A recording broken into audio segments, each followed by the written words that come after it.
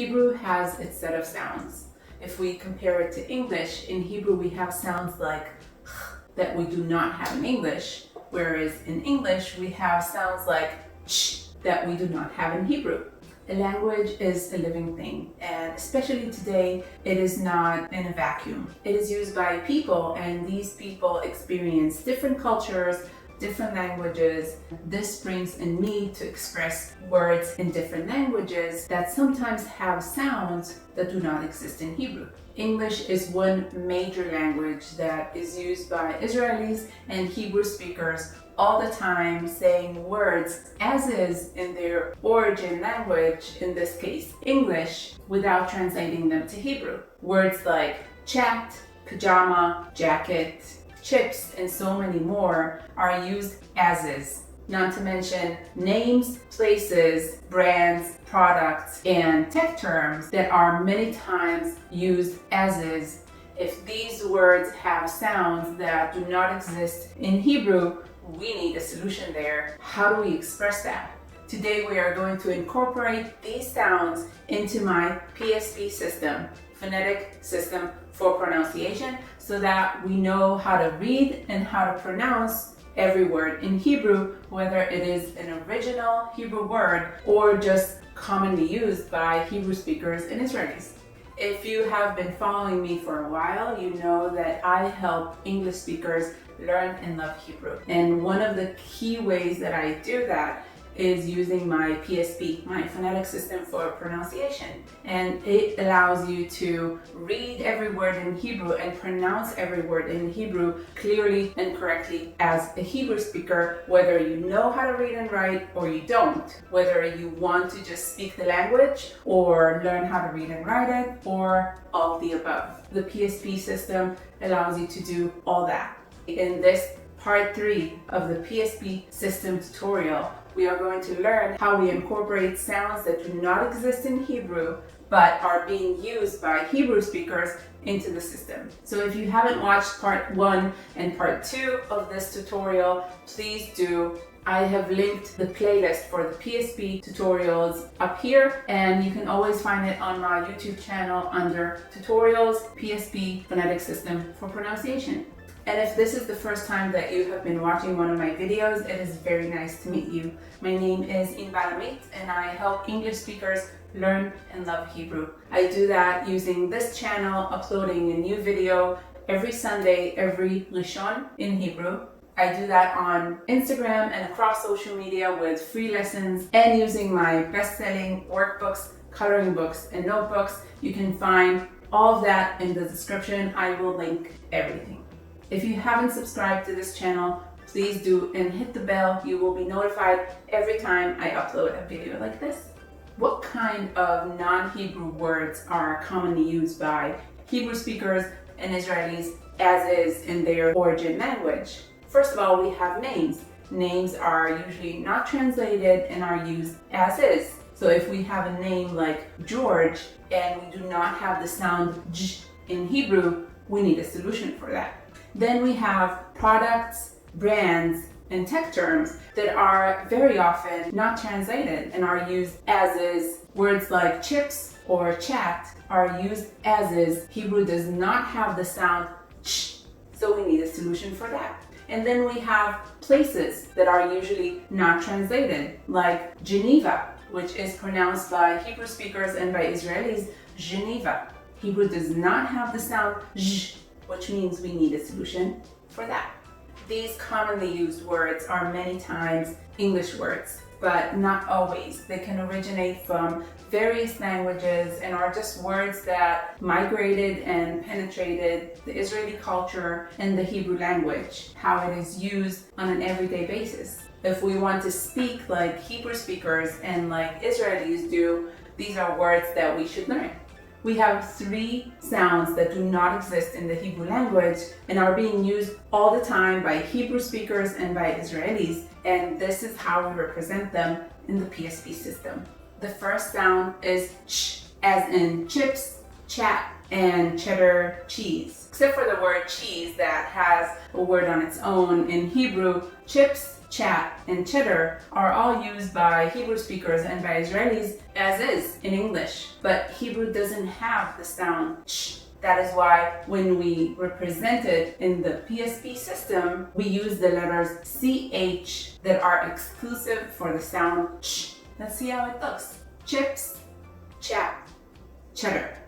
It will always be written how Israelis and Hebrew speakers pronounce that word, which is not always completely identical to how English speakers pronounce that word. In lessons that are dedicated to reading or writing Hebrew, and for those of you who already know how to read and write, let's talk about how you represent these sounds that don't exist in Hebrew when you write it in Hebrew. So in this case, I use the formal solution decided by the Hebrew Academy, which is called Girish. Girish is an apostrophe-like sign that is attached to the letter, changing the way it sounds. So in the case of sh, we have the little Girish sign right after the letter tzadi. The letter tzadi in Hebrew makes a ts sound, like in the word pizza. When we add a Girish sign right after it, it makes a sh sound, like in the words chat, cheddar, and chips. As I already mentioned, not all non-Hebrew words come from English. Some of them come from different languages and are spoken as is, and some of them evolved into words that are similar to words in different languages and are now completely new words. One very common word used by Hebrew speakers and Israelis all the time is the one expressing sneezing. When you ask a Hebrew speaker what is sneezing, they will tell you it is apchi. Apchi. It has a ch sound, and that is why using the PSP system, we will write it in English, apchi, and in Hebrew, we will write it apchi, like that, with a tzadi that has a girish right after it to its left. So ch is our first common non-Hebrew sound. Our second sound is j. J as in giraffe, pajamas, Jeep, jelly, George, and Jim. Remember we said products, names, places, brands, tech terms are very common cases of non-Hebrew words used all the time by Hebrew speakers. Hebrew does not have the sound j. The closest sound is g, as in the word guitar. And that is why using the PSP system, the sound g is represented by the letter G. So for a j, we use the letter J in the PSP system. Every time you see the letter J using the system, you know that the sound is j, as in Jim, George, Jeep, and so on.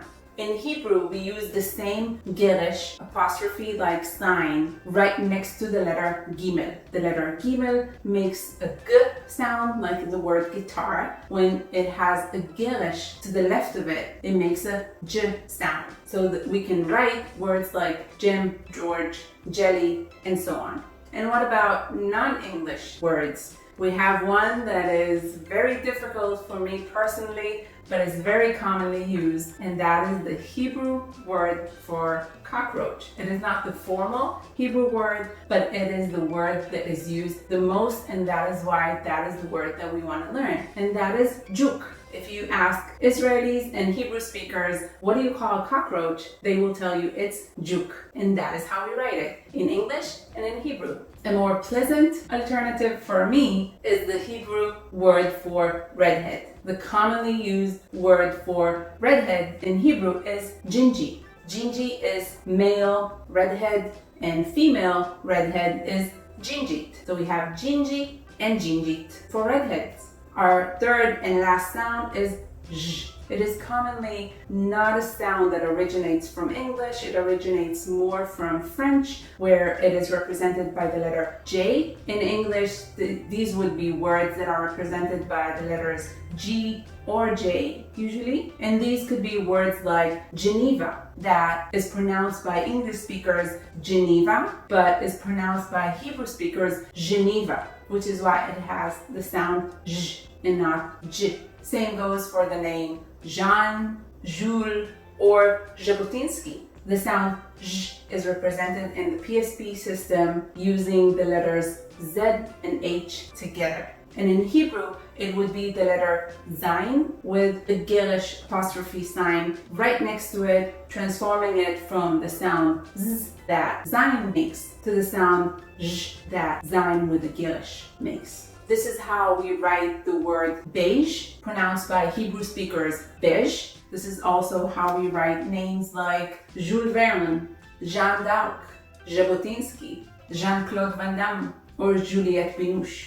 We have covered our 3 non-Hebrew sounds that are used all the time by Hebrew speakers saying words as is in their origin language that is not Hebrew. I hope you enjoyed this video. If you did, please hit the like button. It really helps me dedicate my time to make videos like this. Check out my resources in the description. And if you haven't subscribed to this channel, please do, and hit the bell. You will be notified every time I upload a video like this. Watch these videos next and write me in the comments what word that is not in Hebrew you want to know if it is used as is in its origin language. See you next time. Toda and shalom.